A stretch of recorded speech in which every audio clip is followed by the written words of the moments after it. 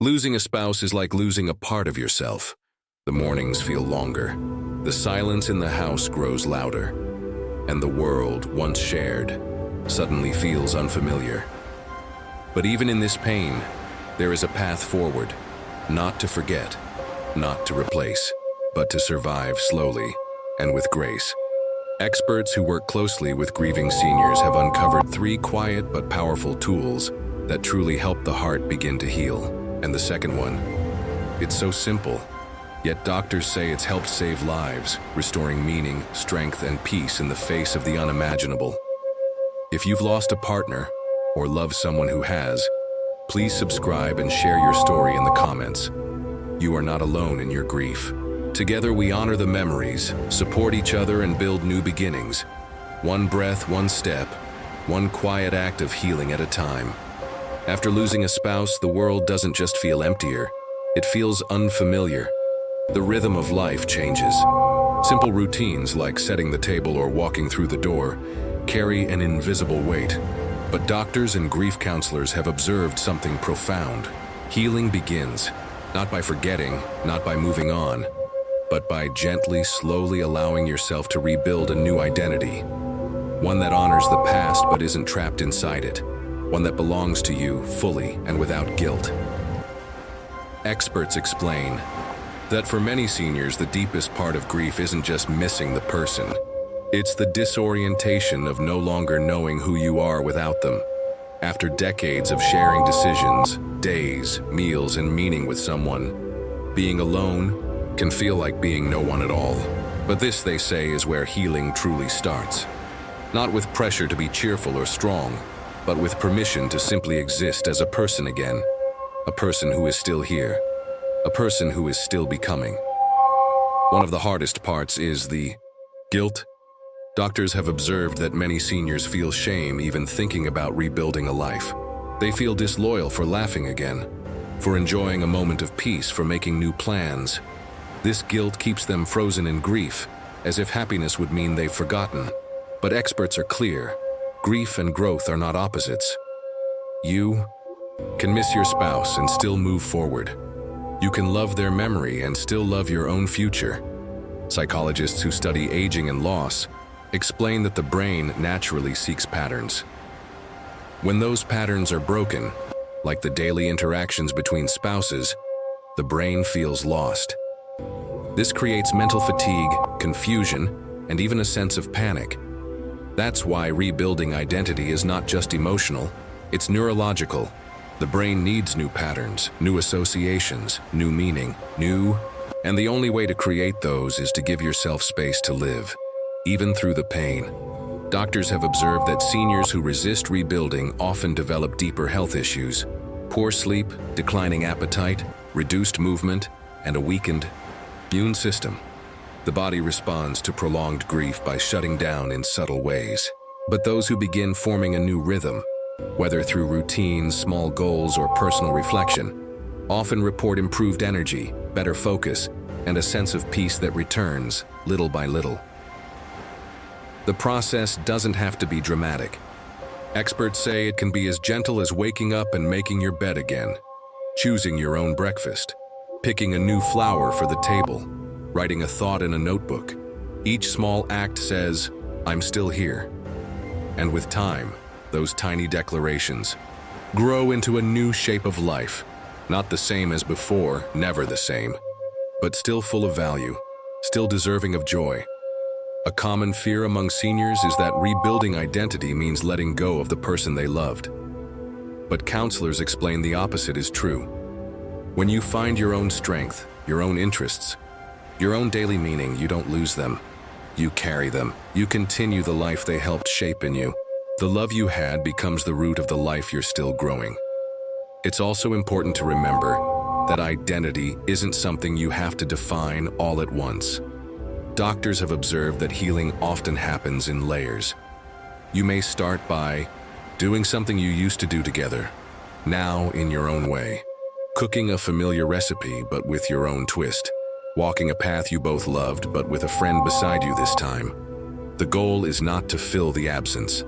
It's to let that space become part of your story, not the end of it. For some, rebuilding means returning to old passions. For others, it means discovering new ones. Experts encourage seniors to be curious again, to try something, even if it feels silly or unfamiliar. To join a class, visit a garden, write a memory down. You are still growing even now. And every step you take isn't just survival, it's self-respect. You are allowed to become more than a title, more than a widow, more than someone who lost. You are allowed to become someone who lives. This journey is not linear. There will be days when the grief feels heavier than ever, days when the silence echoes louder, but there will also be moments, unexpected, gentle moments, when you smile, and it feels honest, when you feel connected, when you realize you've come a little further than you thought. Experts say these moments are signs of healing, not betrayal. They are part of the natural, beautiful arc of being human. Rebuilding your identity doesn't erase your love. It doesn't mean the past meant less. In fact, it means the past gave you enough strength to keep going. The life you shared was precious. And because it was precious, you know how much life can matter. That's why your life right now matters too. Doctors who support seniors in grief often speak about one key truth. Healing happens when permission is given. Permission to rest, to laugh, to try, to feel lost and found again sometimes, in the same hour. So if no one has told you this yet, let it be said now. You are allowed to be a whole person again. You are allowed to become someone new, without guilt, without shame, with love in your heart and life still in your hands. You are still here. You are still becoming. And that is something worth honoring every single day. After a major loss like the death of a spouse, mornings can feel like the hardest part of the day. The sun rises, the world begins to move, and yet everything feels still on the inside. Doctors and grief counselors have observed that this early part of the day, when the mind is waking and the heart is most exposed, is often when sorrow feels sharpest. That's why something as simple as a daily anchor ritual can become a lifeline. Not a cure for grief, but a way to hold on to something steady when everything else feels uncertain. Experts explain that an anchor ritual is a small, consistent action you perform each day, often in the morning, that helps create a sense of rhythm and emotional safety. It doesn't have to be complicated.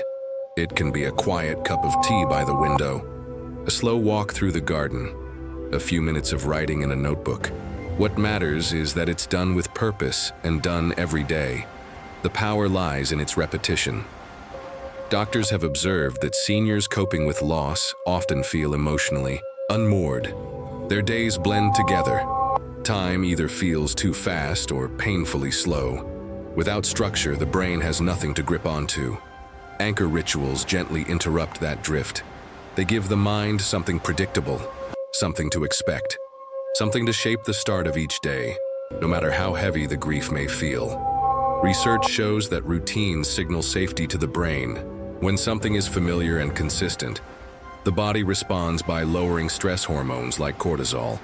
The heart rate steadies, the nervous system calms, and over time, anxiety begins to soften. Even something as gentle as lighting a candle, watering a plant, or opening the same book each morning helps reestablish balance between the emotional and physical self. Grief counselors explain that for many seniors, mornings can trigger panic or despair. It's the moment they realize again that they are waking up alone, that the person who used to share the start of the day is no longer there. This realization, repeated each morning, can deepen depression if it isn't met with care. But when that painful moment is followed by an anchor, a steady, intentional act, it gives the heart something else to lean on. It doesn't erase the pain, but it makes space for peace beside it. Doctors have seen remarkable improvements in seniors who adopt daily anchor rituals within the first year of loss. Some report better sleep. Others notice less irritability, fewer mood swings, and a soft return of motivation. The ritual becomes a reason to get up, a thread of meaning in the early part of the day, and often over time it leads to bigger healing, more movement, healthier eating, even renewed social connection. For some, the ritual starts with journaling. Just a few lines each morning. Not polished or poetic, just thoughts, feelings, memories. Putting grief onto paper allows the mind to process it slowly and safely. Others find comfort in making tea or coffee and sitting in the same chair by a window, watching the sky change, listening to the birds, feeling the warmth of the cup in their hands. That sensory connection, the feel, the sound, the rhythm, grounds them gently in the present. Experts say that walking, especially in the morning light, offers powerful emotional and biological benefits. Gentle movement increases endorphins, supports circulation, and resets the body's internal clock. Walking alone with your thoughts, or even with a pet or neighbor, helps calm the mind while giving the heart something new to see and experience. That small shift can often lead to larger ones. The beauty of an anchor ritual is that it meets you exactly where you are. You don't need to be strong. You don't need to be healed. You only need to show up for yourself in one small way. And when you do it again the next day and the next, something begins to shift. The days stop blending together. You remember what peace feels like, even if just for a moment. And that moment grows. Doctors emphasize that grief doesn't respond well to pressure. You can't force yourself to feel better, but you can create a safe space where healing can happen naturally. Anchor rituals are that space. They give shape to the morning, which in turn gives shape to the day. And each day shaped with intention becomes a building block for hope. There are no rules, no one right way. It's not about being productive. It's about being present, sitting in silence, breathing deeply, reading a prayer, touching a photo, saying a name aloud. These acts may seem small, but they carry enormous weight. They say to the heart, "You are not lost. You are still here." Experts have noted that grief, when left unheld, can turn into isolation. And isolation can lead to physical decline, loss of appetite, muscle weakness, even cognitive changes. But when the day begins with an anchor, it disrupts that decline. It reminds the body to eat, to move, to reach out. One small ritual can protect the whole self, mind, body, and spirit. What matters most is consistency. The body and brain heal through repetition. That's how we learn to walk, to speak, to love, and that's how we learn to heal. One quiet act, repeated daily, becomes not just a ritual, but a promise. A promise to yourself that even in sorrow, you are still worth care, still worth showing up for, still becoming. Doctors have seen how this works, not just in theory, but in real lives. Seniors who once struggled to get out of bed began to rise with a small purpose. Over time, that small purpose became a stronger presence, a calm within the grief, a gentle return to the world. If the mornings are hard, and for many they are, start with just one thing. Something simple, something quiet, something that belongs to you. Let it anchor you, steady you, remind you that you are still here, still whole even in your brokenness, still capable of peace, still allowed to begin again. You don't have to have all the answers. You don't have to feel ready.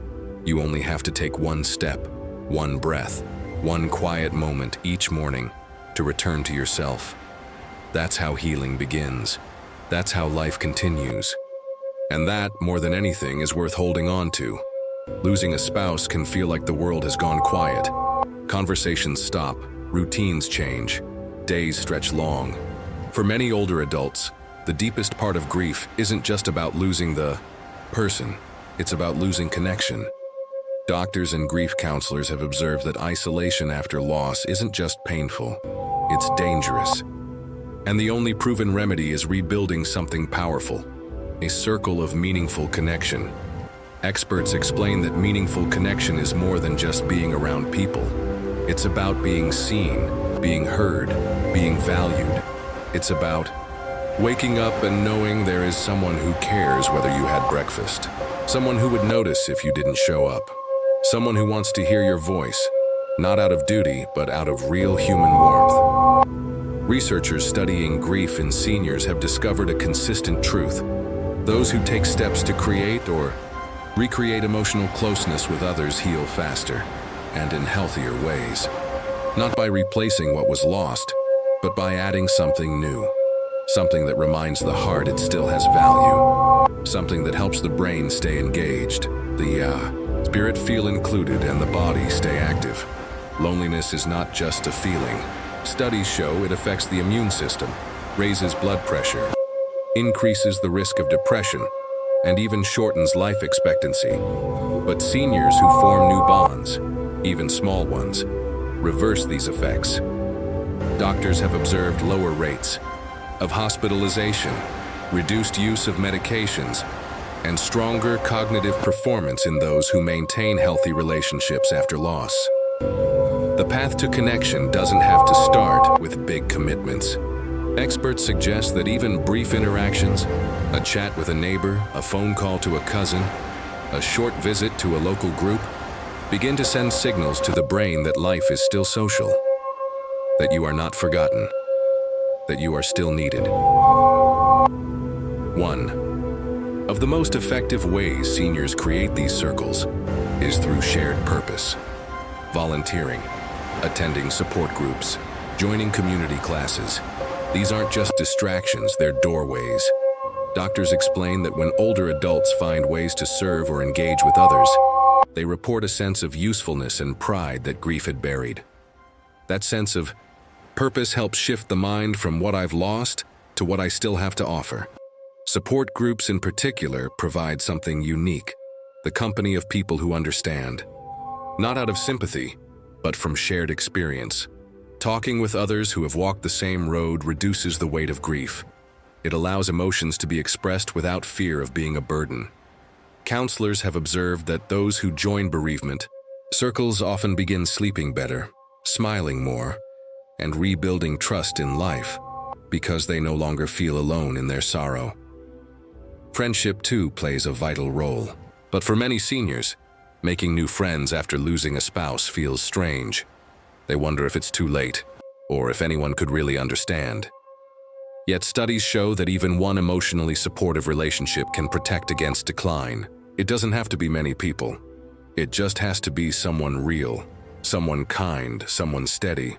Doctors emphasize the importance of intentional connection. Waiting for others to reach out can leave you stuck in silence. But extending a hand, even just once, can begin a ripple effect.